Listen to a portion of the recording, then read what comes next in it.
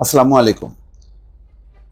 Doctor Yunus Tarique Rahman বৈঠক হতে পারে লন্ডনে, এমন একটা খবর সেটা কালের কণ্ঠ থেকে পিক করেছে বিবিসি সেটি প্রকাশ করেছে। সেই সংবাদে বলা হচ্ছে অন্তর্বর্তী সরকারের প্রধান উপদেষ্টা অধ্যাপক মোহাম্মদ ইউনূস আগামী ৯ জুন যুক্তরাজ্য সফর করবেন।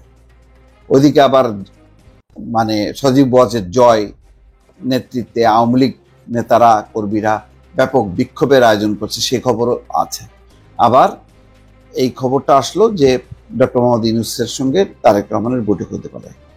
নাটকীয় অনেক কিছু হতে পারে এবং অস্বাভাবিক কোনো কিছু না। বিশেষ করে বিএনপি যেহেতু নির্বাচনের দাবি করে আসছে ধারাবাহিকভাবে এবং ডিসেম্বরের মধ্যেই, ফলে এরকম একটি পরিস্থিতিতে একটা ঐক্য হতে পারে। আবার কেউ কেউ মনে করেন যে ডক্টর মোহাম্মদ ইউনূস রাষ্ট্রপতি হিসেবে নির্বাচন করতে চান এবং সেটা একই সঙ্গে রাষ্ট্রপতি নির্বাচন এবং সংসদ নির্বাচন এটা হতে পারে। তো এইরকম কোনো রাজনৈতিক যদি বিষয় থাকে তাহলে স্বাভাবিকভাবেই বিএনপির সমর্থন লাগবে, বিএনপির সমর্থন ছাড়া হবে না। এছাড়া অন্যান্য বিষয়ও হতে পারে। তবে বৈঠক যে হবেই সেটা কিন্তু নিশ্চিত কোনো করে কেউ কোনো আভাস মেলেনি। একটা সম্ভাব্যতা যাচাই করা হচ্ছে বা একটা পারসেপশনের উপর আমি বলবো যে এই রিপোর্টটা করা হয়েছে যে এই সফরের সময় লন্ডনে অবস্থানরত বিএনপির ভারপ্রাপ্ত চেয়ারম্যান তারেক রহমানের সঙ্গে তার কোনো আনুষ্ঠানিক বৈঠক বা সৌজন্য সাক্ষাৎ হবে কিনা সেই বিষয়ে সম্ভাবনা যাচাই করা হয়েছে। ঢাকার রাজনৈতিক এবং কূটনৈতিক মহলে এই প্রশ্ন এখন ঘুরপাক খাচ্ছে। রাজনৈতিক নেতা কর্মী ছাড়াও সাধারণ মানুষের মধ্যে এই নিয়ে রয়েছে ব্যাপক কৌতূহল। বিশেষ করে ডিসেম্বরের মধ্যেই নির্বাচন হতে হবে, তারেক রহমানের সাম্প্রতিক এই দাবি এবং টোকিওতে ডক্টর ইউনূস একটি মাত্র দল ডিসেম্বরের নির্বাচন চায় মন্তব্যের কারণে দেশের রাজনৈতিক অঙ্গনে যে উত্তাপ বিরাজ করছে, সেই প্রেক্ষাপটে সম্ভাব্য লন্ডনের বৈঠকের দিকে সবার দৃষ্টি। তবে ঢাকা বা লন্ডনের কোনো কূটনীতিক রাজনৈতিক সূত্রই এখনো এই বৈঠক চূড়ান্ত হওয়ার খবর দিতে পারেনি।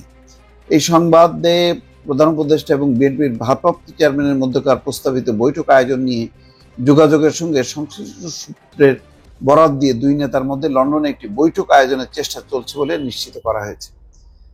হতে পারে, আমি যেটা বলছি যে একটা রাজনৈতিক পরিস্থিতি যদি ডক্টর মোহাম্মদ ইউনূস এবং তারেক রহমান বৈঠক করেন, এটা তো খুবই রাজনৈতিক সংকট। বিশেষ করে ফ্যাসিবাদ বিরোধী লড়াইয়ে এই দুই ব্যক্তি দুইজনই এফেক্টেড, দুইজনই আক্রান্ত, ফলে তাদের মধ্যে একটা রাজনৈতিক ঐক্যটা হয় স্বাভাবিক। যদি না হয় সেটাই বরং অস্বাভাবিক এবং সেটা একটা ভালো সুযোগ যে ডক্টর মোহাম্মদ ইউনূস যেহেতু লন্ডনে যাচ্ছেন, সুতরাং তিনি তারেক রহমানের সঙ্গে বৈঠক করতেই পারেন। সরকারের তরফে আনুষ্ঠানিক বা অনানুষ্ঠানিক যোগাযোগ অব্যাহত রয়েছে বলে উল্লেখ করা হয়েছে। তবে জাতীয় নির্বাচনের তারিখ, রোডম্যাপ ঘোষণার ইস্যুতে সরকার এবং বিএনপি সহ সমমনা দলগুলোর সঙ্গে যে দূরত্ব তৈরি হয়েছে তা সম্ভাব্য বৈঠক আয়োজনে কিছুটা বাধা হয়ে দাঁড়িয়েছে। এখন একটু যেহেতু একটা টানাপোড়েন চলছে সরকারের সঙ্গে বিএনপির, এই অবস্থায় এটা হবে কিনা সেটা কোনো নিশ্চিত করা যাচ্ছে না। এই সূত্রের বরাত দিয়ে সংবাদটিতে বলা হচ্ছে, সম্প্রতি প্রধান উপদেষ্টা ব্যাংকক সফরে ভারতীয় প্রধানমন্ত্রী নরেন্দ্র মোদীর সঙ্গে যে বৈঠক আয়োজনে ভূমিকা পালনকারী একজন উচ্চপদস্থ কর্মকর্তা ঈদের পরপরই লন্ডনে যাচ্ছেন বিএনপির ভারপ্রাপ্ত চেয়ারম্যানের সঙ্গে বৈঠকের আয়োজন চূড়ান্ত করতে। বিএনপি সহ অনেক দল চলতি বছরের ডিসেম্বরের মধ্যে জাতীয় নির্বাচন চাইছে। অন্তর্বর্তী সরকার আগে ডিসেম্বর থেকে আগামী জুনের মধ্যে নির্বাচন আয়োজনের কথা বললেও এই অবস্থানে কিছুটা পরিবর্তন এসছে। ডক্টর মোহাম্মদ ইউনূস সরকারের দায়িত্বশীল ব্যক্তিরা এখন আর ডিসেম্বরের কথা বলছেন না, আগামী বছর জুনের মধ্যে ভোটের কথা তারা বলছেন। নির্বাচনের পরিকল্পনা থেকে ডিসেম্বর খসিয়ে ফেলার বিষয়টি অবশ্য দলগুলোর নজর এড়ায়নি। এমন প্রেক্ষাপটে অন্তর্বর্তী সরকারের একজন উপদেষ্টা বলছেন যে জামাত ইসলামীর একজন জ্যেষ্ঠ নেতার তথ্য অনুযায়ী আগামী বছর জুনের মধ্যে রমজান মাস, মাধ্যমিক, উচ্চ মাধ্যমিক পরীক্ষার মতো 3টি জনগুরুত্ব সম্পন্ন বিষয় আছে। যাই হোক, এখন নির্বাচন নিয়ে হয়তো আলোচনা হইতেও পারে।